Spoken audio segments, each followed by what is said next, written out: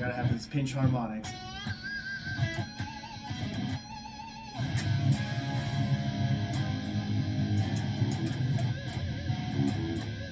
Especially that one.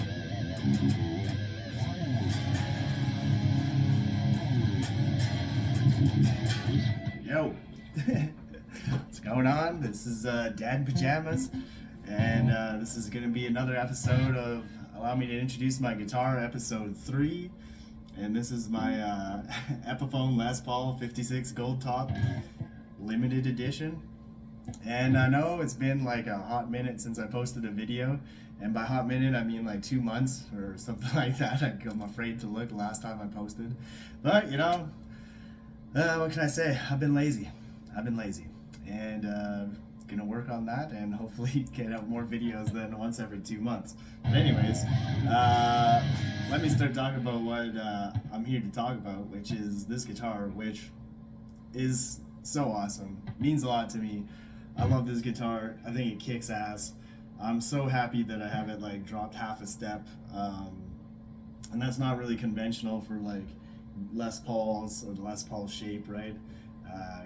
But I think it's just perfect for it. I do. I love songs in half step tuning. There's like a lot that I've posted so far. Deftones, all early Deftones stuff is all a half step down and drop C sharp. I know a lot of Alice in Chains is, so that was like one of the last songs I posted. But I mean, also like, I mean, when I see Les Paul, I think just the classics. You know, I think Jimmy Page, I think Ozzy Osbourne, like Zakk Wylde, right? I mean, who else? Just name them. There's so many. And for me personally, I was always like more drawn to like the Gibson shape or the Les Paul shape than the Strat. So I don't actually currently own a Strat, right? I own a Super Strat, but not like a Fender Strat. And yeah, so the story behind this guitar though, and like how I got it is, I don't know, I bet you it's fairly common, right? So I started playing guitar as a teenager, and my best buddy, he also started playing guitar, but you know, like one of us stuck with it and the other one didn't. So I picked this guitar up off him, and I'm super glad I did, right? Because like as you can tell in the first little bits that I've talked about it, like I think you can tell like I really like it a lot, and I just think it's better. Like I know it says Epiphone, but I just feel like it's better than your average Joe Epiphone, and maybe that's like the limited edition thing, but it just feels like it was like put together really nice. Like it's really just smooth, it's sleek, it's to me like it might as well just be like a regular Les Paul that's like a couple grand or whatever.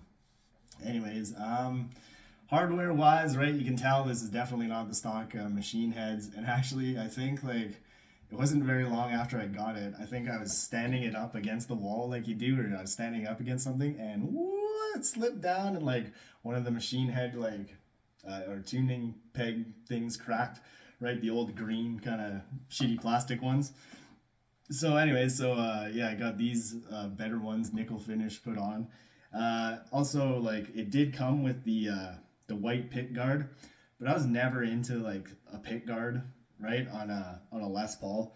I just don't like how that looks. I mean, some people do, and like that's cool, but I'm pretty sure Zach doesn't play with one, and you know that's like a huge influence on me. When am I playing minor pentatonics and squeals? You know, I said you gotta have those pinch harmonics.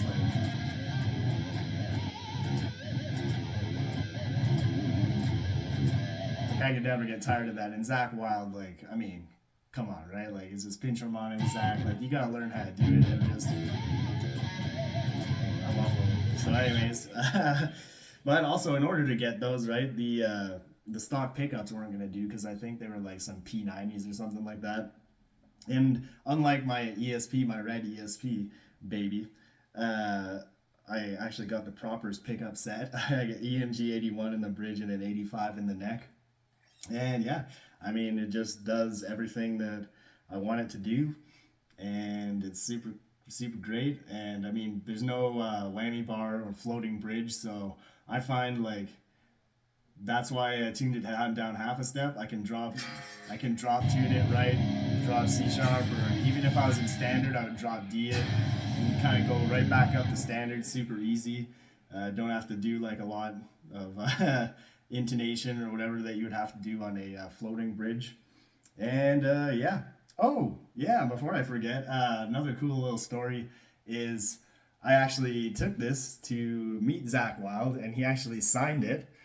And that was like a whole, that was like a big chaotic scene because I read before the show, there was some like rules posted about like what he would sign and what he wouldn't sign because he used to be with Gibson for a long time, but he's left Gibson and he went and he made his own company called Wild Audio and they made guitars.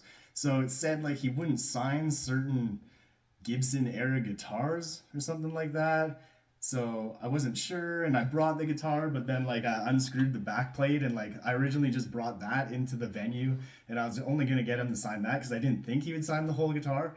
But then I saw other people getting all their guitars signed, so it was like, oh no, I gotta run out to the car. And so like ran back out and grabbed the whole guitar, and like I had this like all separated, and he was like, what am I signing here? What am I signing here? I'm like, oh, if you could just sign the guitar, that'd be great.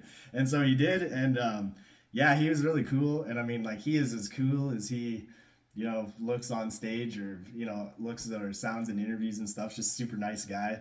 And yeah, I mean, what a badass player, right? And yeah, I see this video is already 7 minutes long. So if you made it through all this babbling and all my talk, then like right on, you must be a really big Dan Pajamas fan. And yeah, but as far as episodes of Allow Me to Introduce My Guitar, if you have any questions or other comments about it, then put them in the comment section and I'll answer them right away. But yeah, that'll probably wrap it up for episode 3. And check out the short I just made. And that's all I can say. Like and subscribe. And I'll catch you on the next one. See ya.